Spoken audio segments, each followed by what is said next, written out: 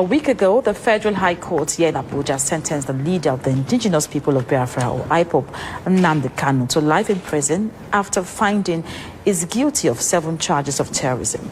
And less than 24 hours after the verdict, prison authorities transferred KANU from the custody of the Department of State Services in Abuja to Sokoto Correctional Facility, a move that his legal team warns could severely hamper his access to lawyers, family, and support network. The Right Reverend Dr. IGBO YOUTHS is the Bishop of the Diocese of Oji River of Enugu State. He has traveled to Sokoto to see NNAMDI KANU. So what does he report about the condition of detention? What does this mean for KANU's right to appeal and for a nation on edge? Well, I was joined by the Right Reverend Dr. IGBO YOUTHS and began by asking him what were your first impressions of NNAMDI KANU's physical and mental state when he arrived at the Sokoto Custodial Center where he's been kept. Personality is type, I can say that is rare, because in the midst of that, he's living like a man who is living above the situation he's into. Though he made mention of his heart condition, I don't know how he's being taken care of in the prison, but in all, I think he's not depressed as I thought, because we went to comfort and encourage him so that he can remain strong, and then also share 1 or 2 things from the gospel with him so that we can also pray together, which we did. So I think if you ask me, he was even advising and encouraging us, telling me to tell the Biafran youths, the IGBO youths, to calm down, and that they shouldn't take any law in their hands, that they should all be in the right frame of mind, that they shouldn't go to start destroying things, that the cause of the law is taking effect. He believed that the judgment was full of injustice, that the appeal court will certainly correct it. He showed me some irregularities in the charges in comparison to the sentences. Some of the things he was sentenced for were the things that happened while he was in DSS custody. So he was asking me, how could I have done these things in the custody of DSS? From him, I discovered that about 3 to 4 unknown gunmen in the East. One of them, according to him, is those imported from outside to destabilize the East so they can tag him with it. Number 2 is one he called economic unknown gunmen, those who are making money from the situation, just leveraging on that to sap people. And the other one, the other guy in Finland, whom he said he wrote a letter with his hand to him to let him know that he's not supporting what he's doing. Now, outside his health condition where he talked to you about, did he express fear or concern about his ability to pursue his appeal, looking at the distance from Abuja and his legal team? Those were actually main areas of his concern. Apart from that, he was very composed in the prison, but he was raising concern because he was right there talking to the other Controller General or one of the directors of prison that came to us. Because as we were talking, people were there, some prison warders were there to monitor what we were saying, to be sure we were not discussing. Yes, but I think what the Controller General came in along the line to let us know that our time has elapsed. I came in about 3 times, and I had him raising an issue that he's supposed to be in Abuja tomorrow to reconcile his record with the High Courts before they proceed in filing in the appeal court, without which appeal court cannot hear his case on foot. And he has only 90 days window to pursue this case. So he was not quite happy that no signal has been given to Sokoto to bring him to Abuja on 28th to do that and return back.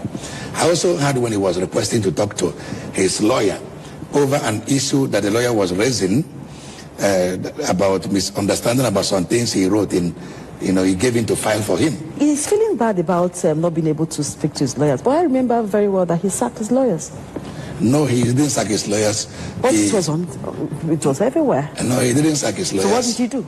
He decided to defend himself in this case and employed the lawyers as consultants to advise him. That was what he told you? Yes. Okay. So they were still working. Even right when I was there, one of the lawyers came in with me, Dr. Barrister Kelechi, and I landed Jimako, and Maxwell came a day before I came, and things like that. So the lawyers were still working with him, but they work as consultants with him. When he saw the way the tragedy of the case, he felt, let me defend myself in this one, because he was saying that the court has no jurisdiction to try him. He raised about 3 points in that, and not a lawyer.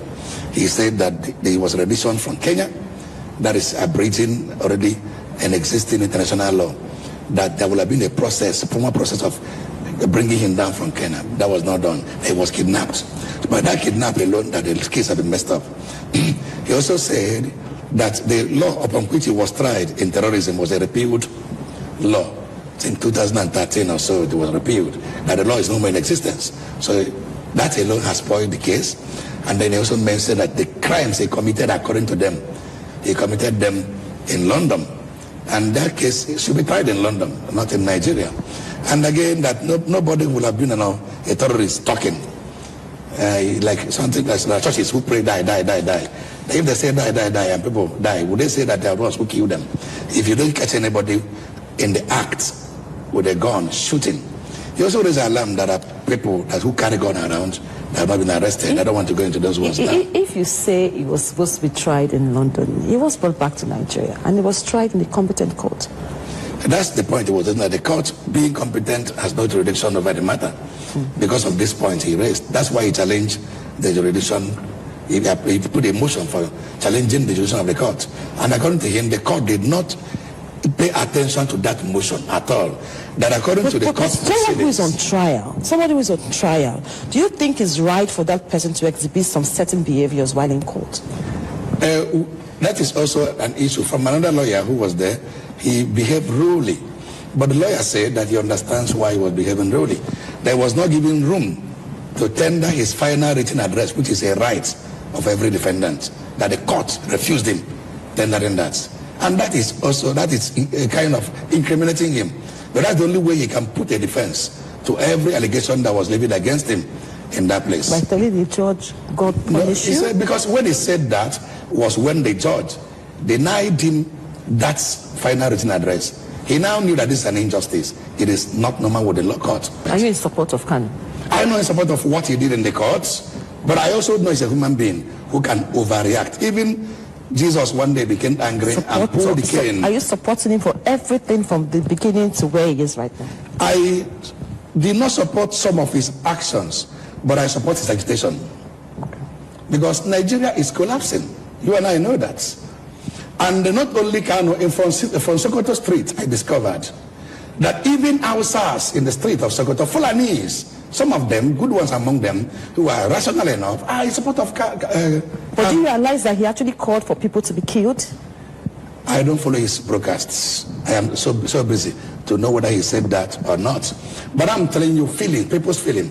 That day he was condemned, or rather sentenced, in the whole of Biafran land, in the whole of Igbo land. I am a bishop, I'm around.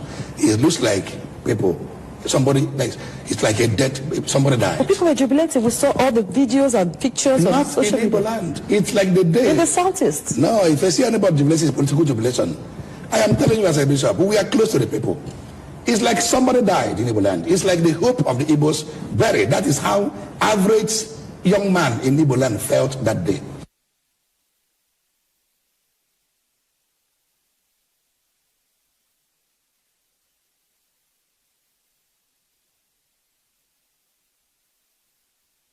And that was the Right Reverend Dr. IGBO YOUTHS, the Bishop of Diocese of Oji River in